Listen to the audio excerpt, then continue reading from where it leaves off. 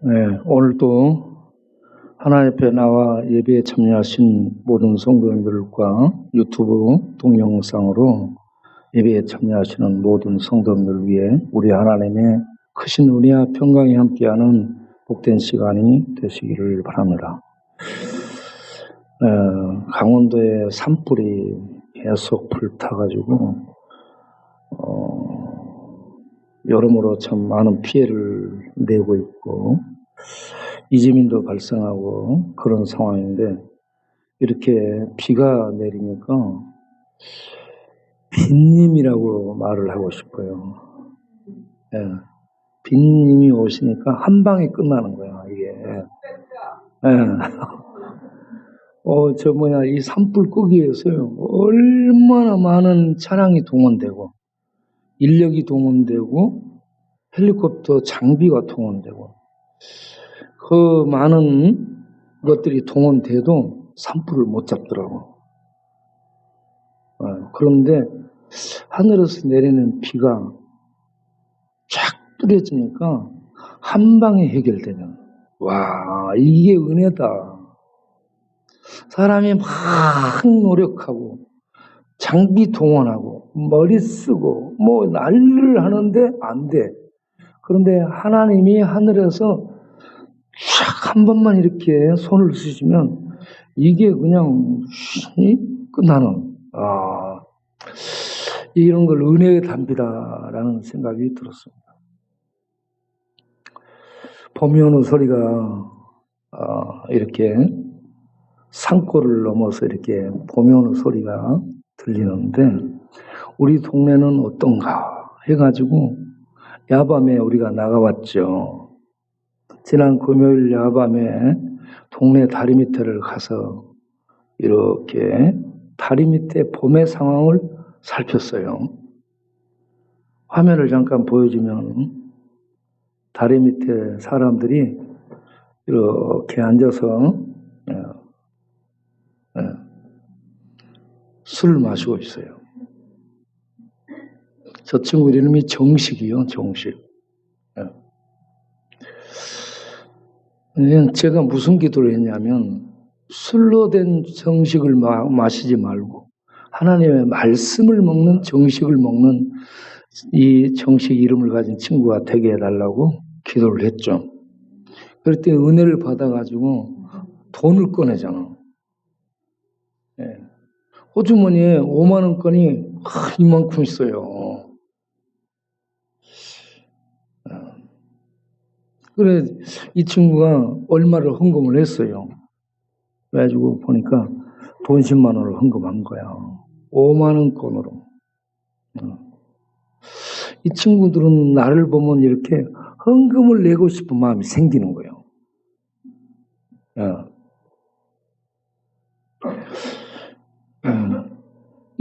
그 밤에 혼자 저렇게 술 마시고 무슨 참 늘 그러면서 늘 저래요. 그 옆에 이렇게 두 손 들고 있는 친구는 땡칠이. 종칠이거든요. 종을 쳐라 이 말입니다. 저 친구도 정신없이 왔다 갔다 하는 친구들. 이런 술 마시고 정신없이 왔다 갔다 하는 사이로 봄이 밤에도 소리 없이 오고 있었고요. 그래서 우리가 헌금을 가지고 그 옆에 할아버지 가서 또 할아버지에게 뭘 컵라면을 드릴까요? 그러니까 no, 안 받는다는. 돈을 드릴까요? 그러니까 오케이. 그래서 5만 원을 딱 드렸지. 아유, 5만 원과 함께 하늘의 봄이, 천국의 봄이 그 할아버지에게도 따뜻함으로 들어가게 되는 은혜가 있기를 바라며. 그리고 그 옆에 가니까 저기 앉아있는 친구가 막내예요, 여자. 그리고 위에는 멧돼지 클럽의 대표 최봉환. 그 앞에는 철갑상어 송성훈. 이렇게 앉아가지고 저 조그만 거 놔두고 오른쪽에 술병이 있어요. 한잔 하면서 그 밤에 봄을 또 즐기는 거예요. 밤도 즐기고 봄도 즐기고 인생도 즐기고. 이들은 세월이 가고 철이 바뀌어도 근심 걱정이 없어. 아하. 참. 그래서 저들에게 이 예수를 그리스도로 믿고 하나님의 은혜 속에 믿음 생활을 잘 할 수 있도록 해달라고 기도를 했죠. 그리고 이제 그 옆에 노인네를 찾았습니다. 다리 밑에 저쪽으로 가니까 저 노인네가 나와 있어요. 저분은 뭔 말을 하는지를 몰라. 횡설수설합니다. 그래서 얼른 이 컵라면 드리고 우리가 기도하고 이동을 하게 됐죠.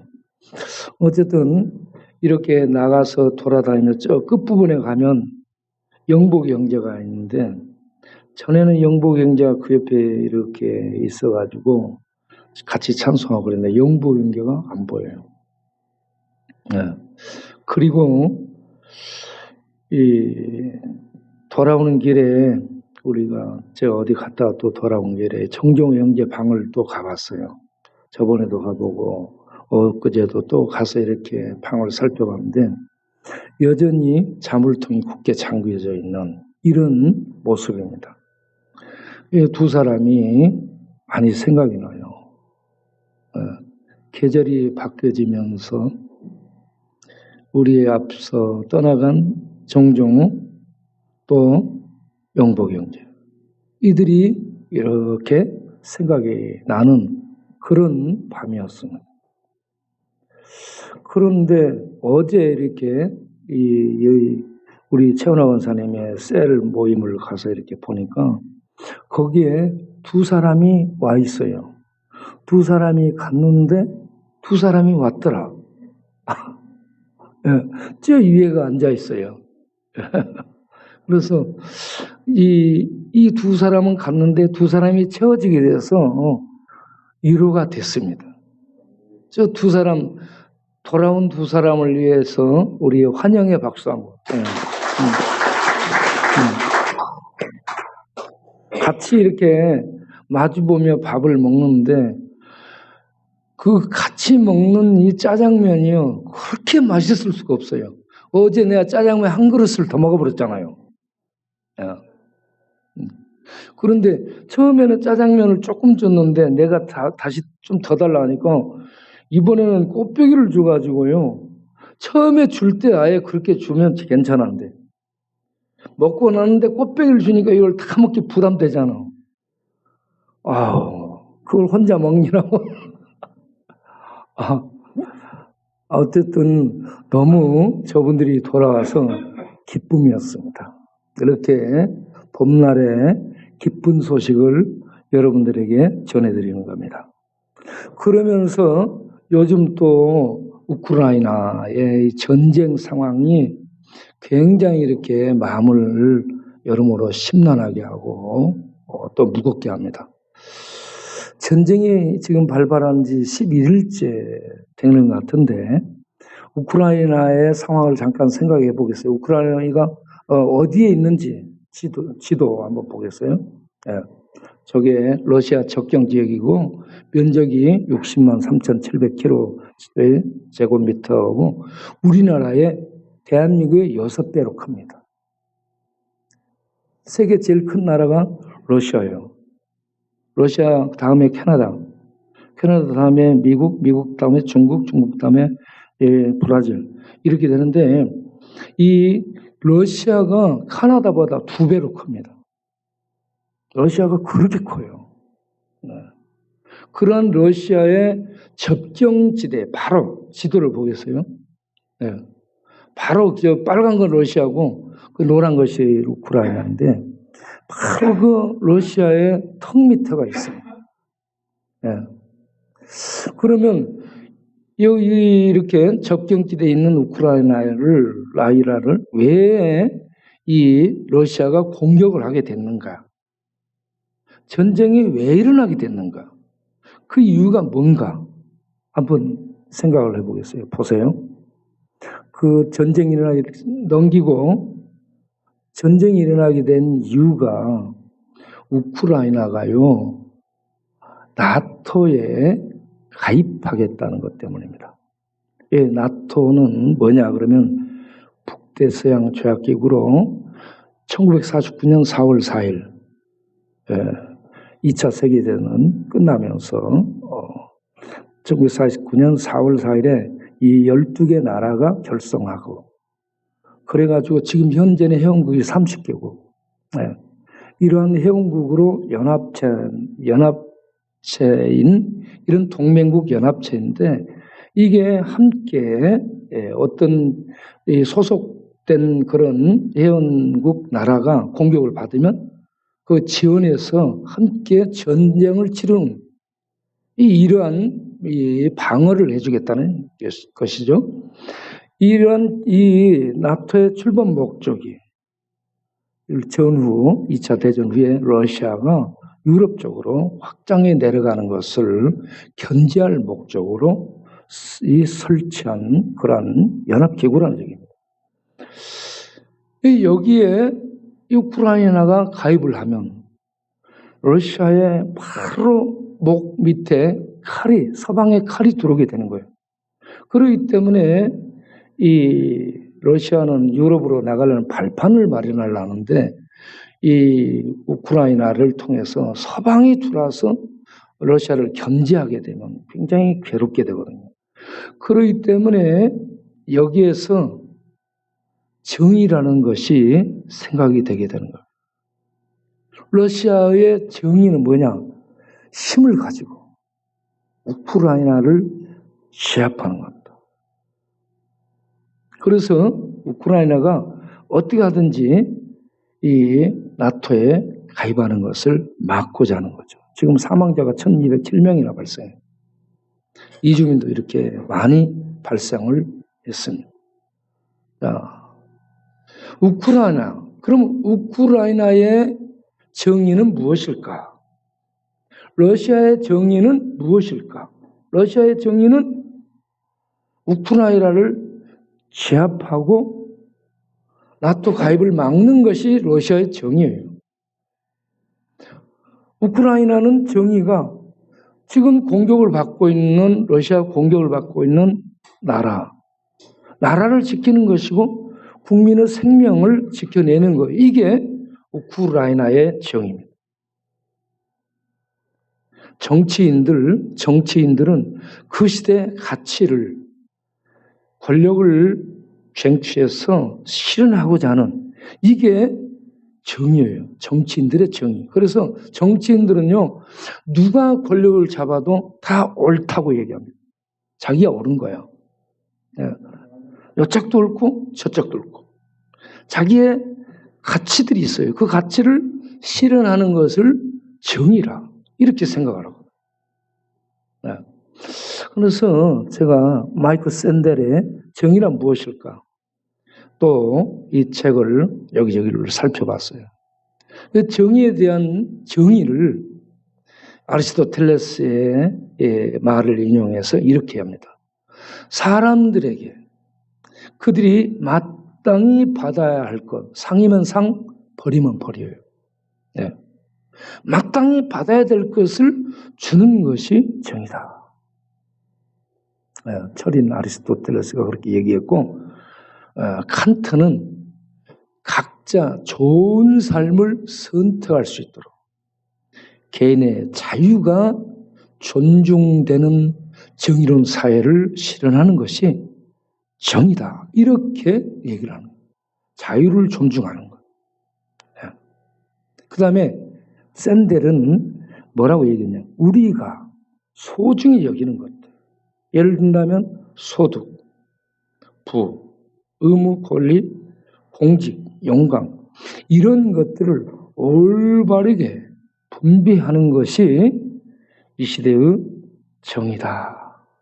이런 식으로 각자 정의에 대해서 얘기를 합니다. 그런데 정의를 규정하기 위해서는 정말 상황 속에서 너무 어렵습니다. 그래서 그 예를 두 가지로 말씀을 드리면 첫 번째, 브레이크가 고장난 기관차가 오고 있어요. 선로에 5명의 인부가 일을 하고 있어. 그대로 질주하면 5명을 다 쳐야 돼요. 죽이게 돼요. 그런데 비상탈출구 옆으로 있는데 비상탈출구로 탈선하면서 가면 그쪽에는 한 명이 일을 하고 있어. 여기서 기관사를 몰고 있는 기관사는 선택의 기로 있는 거야. 돌진해서 5명을 죽이냐, 옆으로 빠져서 1명을 죽이냐. 자, 죽는 것은 마찬가지인데 숫자를 적게 죽이는 것이 정일까? 예. 이런 물음표. 예. 여러분 이럴 때 정의가 뭐라고 하겠는가? 어떤 것이 정의일까? 그 다음 두 번째는 아프가니스탄에서 실제로 있었던 일입니다. 탈레반의 무장 부대가 어디로 숨었어요. 그래서 그들을 찾기 위한 미군의 정찰병이 헬기를 타고 정찰을 나갔어요. 내려가지고 이제 정찰을 다니다가 현지인을 발견한 거예요. 현지인들과 만났어. 그들이 염소와 양떼를 몰고 가. 염소와 양떼를 몰고 가는 어른 2명에 아이 1명, 3 민간인을 만났어요. 그러면 여기서 3명의 정찰병이 고민을 합니다. 의논을 해요. 모여가지고. 야, 쟤들이 우리를 봤어. 탈레반이 있는 곳을 얘들이 알 텐데 우리를 발견하고 가서 알리면 우리가 곧 저들에게 발견돼서 죽게 돼. 그래서 우리가 제 민간인들, 죄 없는 민간인, 쟤들을 죽여버려야 되냐? 아니면 무고한 이 생명을 살상하면 안 되니까 살려줘야 되냐? 그 순간에 고민에 쌓인 거예요. 예. 어찌해야 될지. 그런데 이들이 예수를 믿는 사람들이 크리스천의 양심을 가지고 어찌 무고한 사람을 죽일 수 있겠냐. 그래서 살려주자라고 결정을 내렸어. 그냥 보냈어요. 그리고 좀 지나니까 이들이 알려서 탈레반의 무장병 150여 명이 이들을 포위했어. 그래가지고 함께 갔던 정찰병들 헬기까지 납치당하고 19명이 전부 사살당합니다. 그 중에 1명이 겨우 어떻게 떨어져가지고 살아나서 나중에 이 얘기를 하게 된 것이에요. 실화입니다. 실화. 그래서 그 사람이 뭐라고 얘기를 남겼냐. 내 평생 후회가 그때 그 3명을 죽이지 못한 것이 후회가 된다. 이렇게 기록을 남겼다는. 여러분, 이 정의가 무엇일까? 3명을 죽였어야 되는 것이 정의일까? 안 죽였는데 이 정찰병들이 죽임을 당했어. 예. 정의가 무엇일까? 예. 이렇게 정의하는 것이 어려운 것이 정의입니다. 예. 그러면 이런 상황 속에서 정의를 우리들이 정의하기 어렵잖아. 성경에 가서 그러면 하나님의 정의는 무엇일까? 하나님의 정의. 오늘 읽은 신명기 9장에 나온 이 내용 중에 하나님의 정의는 무엇일까? 거역자, 자기 백성이 거역을 했어. 거역한 자기 백성에 대한 진노를 내리고 심판하는 법적 심판이 정의인가? 네. 하나님의 법이 있어요. 율법. 그 법을 가지고 심판해 죽이는 것이 정의인가? 아니다. 그러면 하나님의 정의는 무엇일까? 그 심판을 하되 그 정의를 죄인을 용서하는 것으로 쓸 때 참 정의지 않는가? 네. 그러면 그 죄인을 용서하는 방법은 어디에서 찾는 것일까? 모세의 중보기도를 통해서 용서를 해주시는 이런 방식을 택하고 있다. 하나님의 정의가 이렇게 죄인들에게 나타나고 있다. 이거 신명기 9장의 내용이라고 저는 보는 겁니다. 자, 넘겨보세요. 신명기 9장에 읽게 되면 단락이 한 몇 개가 나옵니다. 나머지는 생략하고 첫 번째, 거역하는 이스라엘이라는 주제가 나옵니다. 오늘 읽은 내용이 거역하는 이스라엘입니다. 어떻게 거역하냐 그러면 그들은 목이 곧은 백성이라고 해요. 목이 곧다 하는 말은 우리말로 하면 시건방지고 교만해가지고 목이 뻣뻣해서 목에 기부세가지고 목을 숙일 줄 모른다 이 말이에요. 목을 숙일 줄 모르는 것은 마음하고 바로 직결돼요. 마음이 완악하고 마음이 굳어 있는 거예요. 마음이 굳은 자들은 목을 절대 숙이지 않습니다. 예? 때려 죽여라 이거죠. 예? 예. 그러면 사람들이 뭐라 해요? 얘는 목에다 기부 싸고 다닌다고 그러잖아요. 예. 목이 곧은 백성이라고. 이스라엘 향해 하나님이 계속 반복해서 하는 얘기야. 이것들은 목이 곧은 백성이야. 목이 뻣뻣해가지고 숙일 줄 몰라. 예. 하나님이 열받을 때 그들을 진단하고 하는 말이 목이 곧은 백성이다. 예. 목이 곧으면 나중에 뭐가 나오냐? 악을 행하고 그리고 죄를 짓게 되는 겁니다. 악을 행하고 악을 행한다는 것은 거역하는 것이고 죄를 짓는 것은 잘못하는 거예요. 그런데 거기에 대해서 하나님이 평가를 내리죠. 24절에 이스라엘은 항상 여호와를 거역하여 왔다.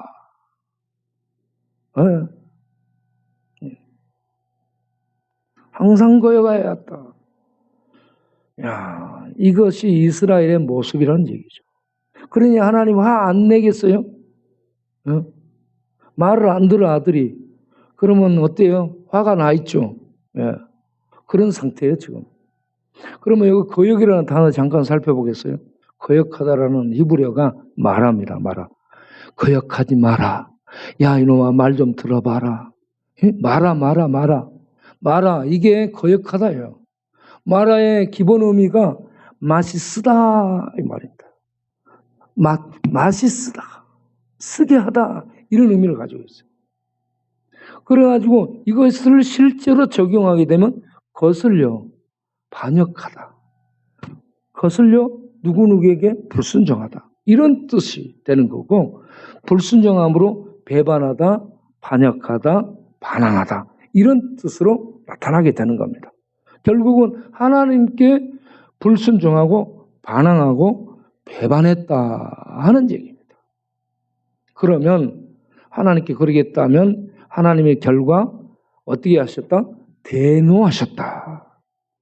경노하셨다 하는 얘기입니다. 대노, 경노하다 이 말은 가자프라는 단어인데 쫙 위에서부터 갈라지다 이런 얘기입니다. 벽이 그냥 쫙 갈라지고 금이 갈라가는 이런 상태로 마음이 쫙 갈라져서 이 속에서 분노가 막 표출되는 것을 얘기합니다. 이러한 얘기를 사도 바울은 에베소 2장 3절에서 우리의 모두가 다 하나님 앞에 본질상 진노의 자녀였다. 하나님 열받게서 심판 아래 있는 그러한 족속이었다라고 얘기를 하고 있습니다. 이렇게 우리가 거역했던 자들이라는 얘기죠. 이스라엘이 거역했던 자들. 그러면 그들이 구체적으로 무슨 죄를 지었는가? 거역하고 목이 곧고 완악한 그들이 스스로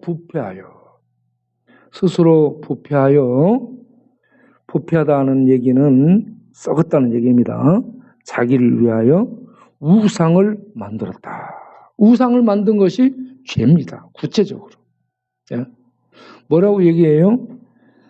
이 출애굽기 31장을 가서 보게 되면은 이 아론이 뭐라고 얘기하냐면, 출애굽기 32장을 보면, 출애굽기 32장을 보면 4절에 아론이 그들의 손에서 금고리를 받아 부어서 조각칼로 새겨 송아지 형상을 만드니 그들이 말하되 이스라엘아 이는 너희를 애굽 땅에서 인도하여 낸 너희의 신이로다. 이렇게 그 금송아지를 만들고 너희의 신이다. 그리고는 5절에 가서 뭐라고 얘기하냐면 여호와의 절이라. 그 금송아지를 신이라. 또 여호와라. 이렇게 하고 있어. 누가? 아론이. 아론이. 아론은 누구예요? 모세와 같이 애굽에서 바로 앞에 나가서 하나님의 기적을 행했던 사람이 아론 아니요. 대제사장으로 하나님 앞에 나갔던 사람이 아론 아니요. 그런데 그 아론이 모세가 하나님께 나아가서 말씀을 받고 있는 사이에 밑에서 야 언제 내려올지 모르는데 백성들이 얘기하니까 그래 그러면 이렇게 하자 해가지고 금고리 가지고 와 해갖고 금 전부 다 모아가지고 불 속에 넣어서 이거 새겨가지고 우상 금 송아지를 만들어 놓고요. 이것이 너희의 신이다. 그리고 이름을 여호와라. 여러분 아론이 지금 정상이요 비정상이요? 아론 하게 되면 하나님을 직접 본 사람이에요, 여러분. 하나님을 직접 보고 하나님의 불 가운데서 나타나서 그렇게 말씀하신 하나님을 계속 보고 확인하고 또 그 앞에 나아가서 또 언약을 치르고 같이 먹고 했던 사람이 아론이에요. 그래서 하나님을 이렇게 잘 아는 사람이 바로 금송아지를 만들어서 이렇게 하는 이 정도 이게 말이 되는가 이겁니다. 몰라. 모르는 사람이는 몰라요. 하나님 몰랐던 사람, 하나님의 음성 못 들었던 사람, 기적을 행했던 거다, 뭐 거리가 먼 사람, 이런 사람이 그랬으면 뭐 이해되겠죠. 그런데 아론은 핵심 인물이에요. 그러나 아론이 이렇게 했어요. 금송아지를 만들어 놓고 뭐라고 해요? 이게 너희의 신이다 여호와라. 10계명의 1계명 2계명을 어긴 겁니다. 하나님이 그래서 오늘 읽은 말씀의 19절 신명기 9장 19절 20절에 뭐라고 해요? 아론 하나님 백성을 죽이겠다라고 얘기합니다.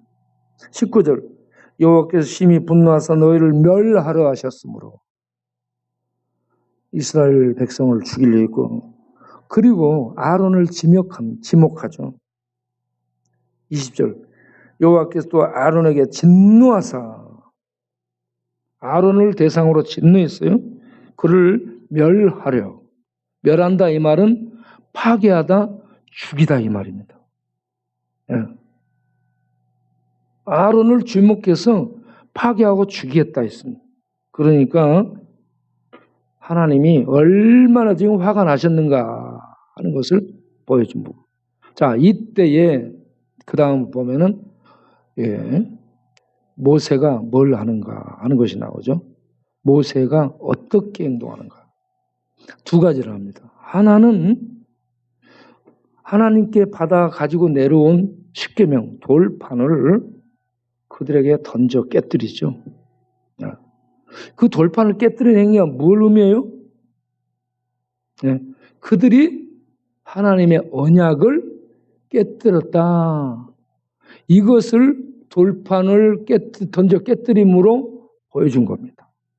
동시에 하나님의 진노를 이와 같이 보여준 거예요. 너희들이 언약을 깨뜨렸다. 거기에 대해 하나님이 이와 같이 진노하신다. 이걸 동시적으로 보여준 겁니다.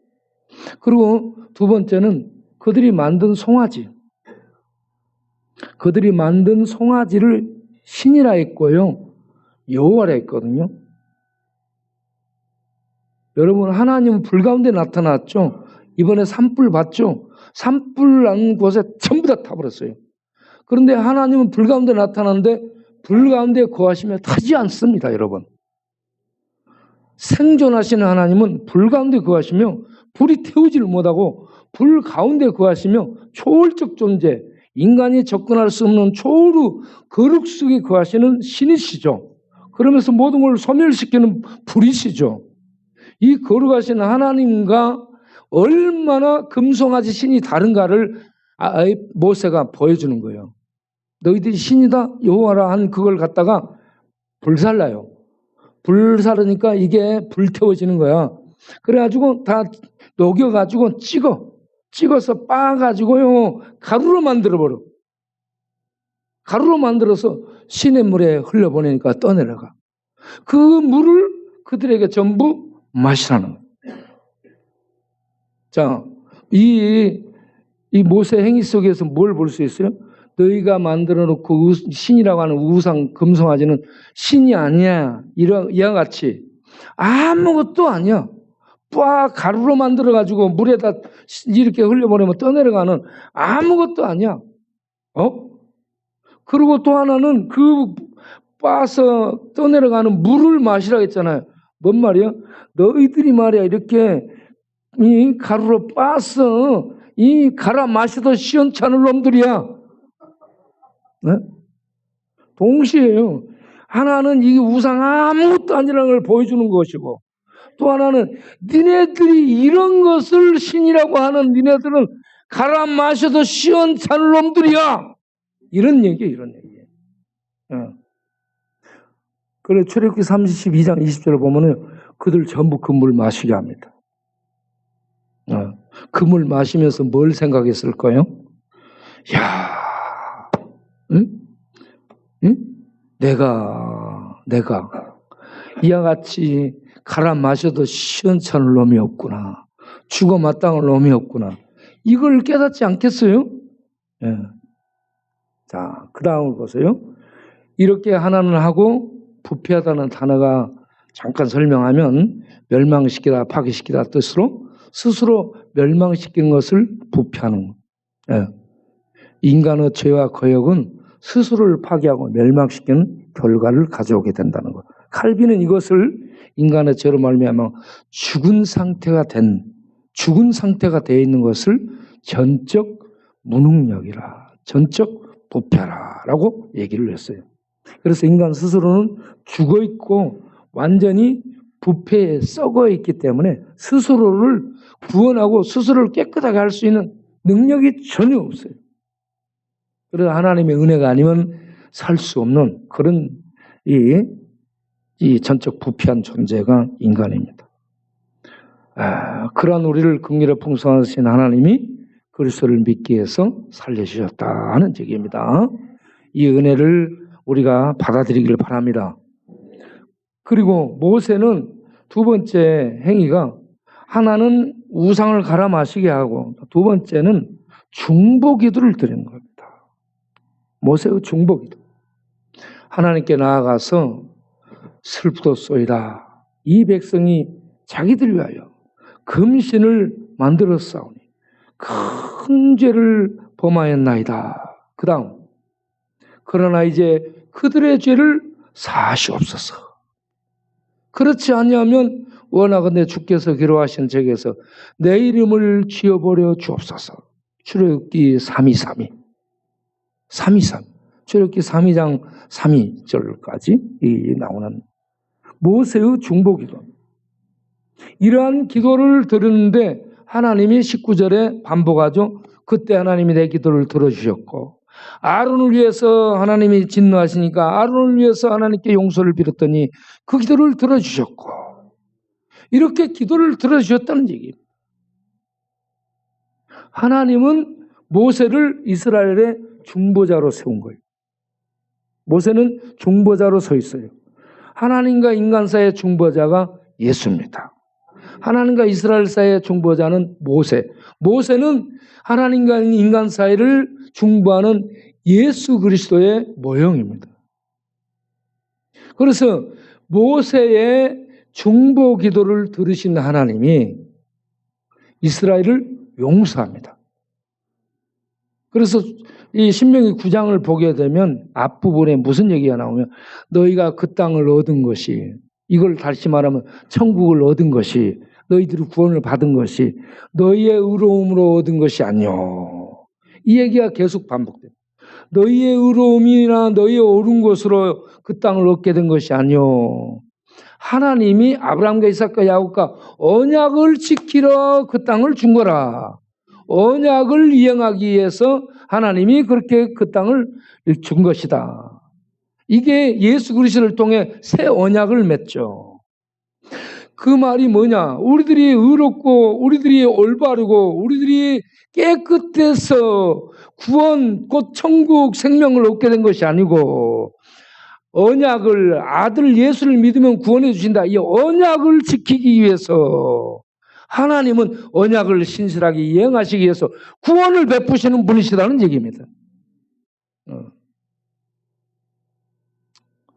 그래서 이 신명기 9장에 나온 이 모세의 중보 기도를 보면 예수님의 중보 기도가 그대로 또 십자가에서 못 박히셔 가지고 예수님이 누가복음 23장 34절에 무슨 기도를 해요?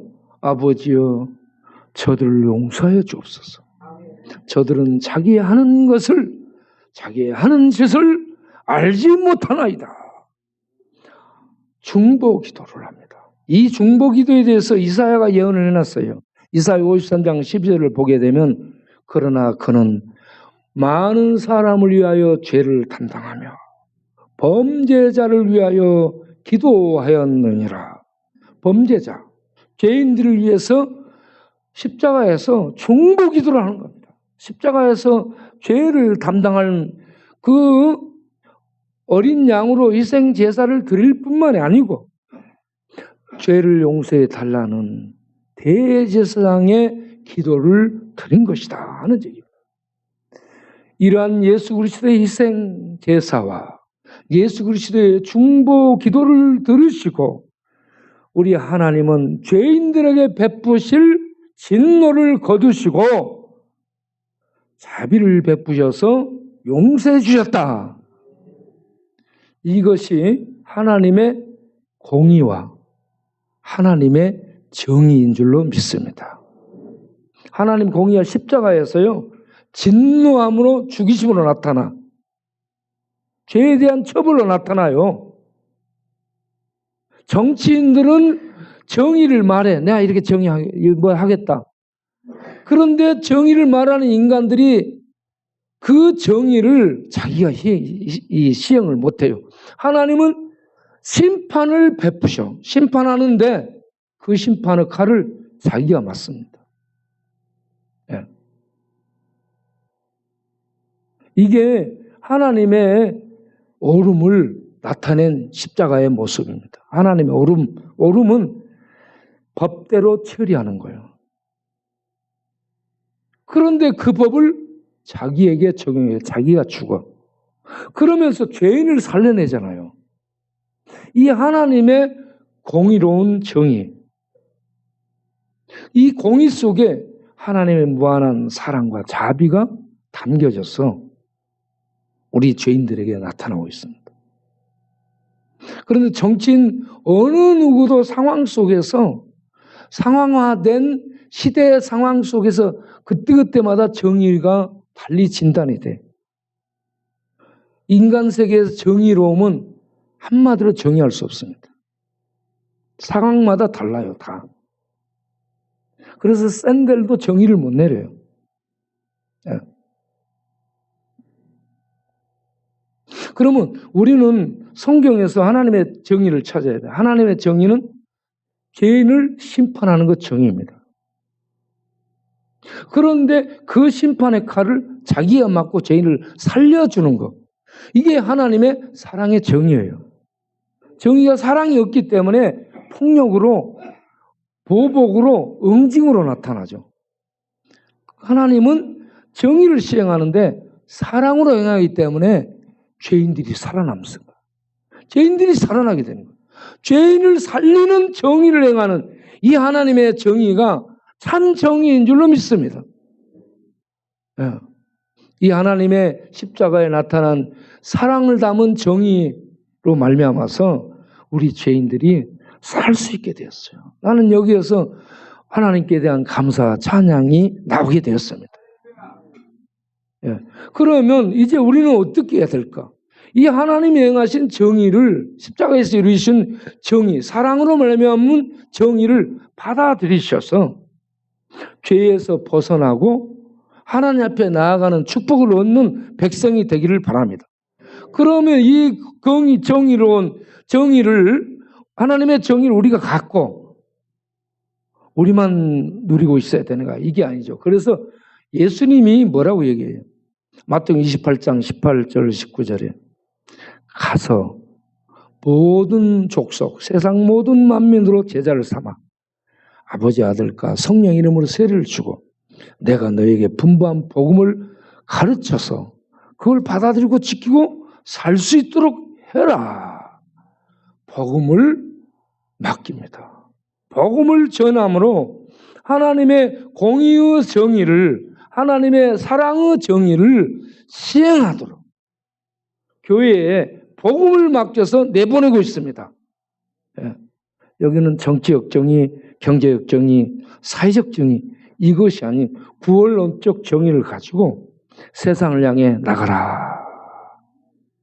예수님 믿고 하나님 앞에 돌아오게 되면요, 그 안에 모든 답이 있기 때문에 그 안에 정치, 경제, 사회, 이런 인간 사회에 일어나는 모든 문제에 대한 답이 그 안에 있습니다. 정의로우신 우리 하나님을 믿고 그 하나님의 인도를 받아서 살아가게 되면 그 심령은 복됨을 누리죠. 그래서 제가 어제도 계속해서 얘기를 하고 있는 말씀이 시편 46편 5절에 무슨 말씀이 있어요? 하나님이 성중에 거하시매 이 성이 요동치 아니하리로다. 성은 예루살렘 성을 말해요. 예루살렘 성에 하나님이 거하심으로 예루살렘 도성이 외부에 공격을 받고 포위를 당했지만 흔들리지 않는다는 거예요. 왜? 하나님이 구원의 방패예요. 울타리예요. 하나님이 구원의 산성이에요. 하나님의 구원의 성벽을 뚫을 수 있는 외세가 없습니다. 하나님이 지키시기 때문에.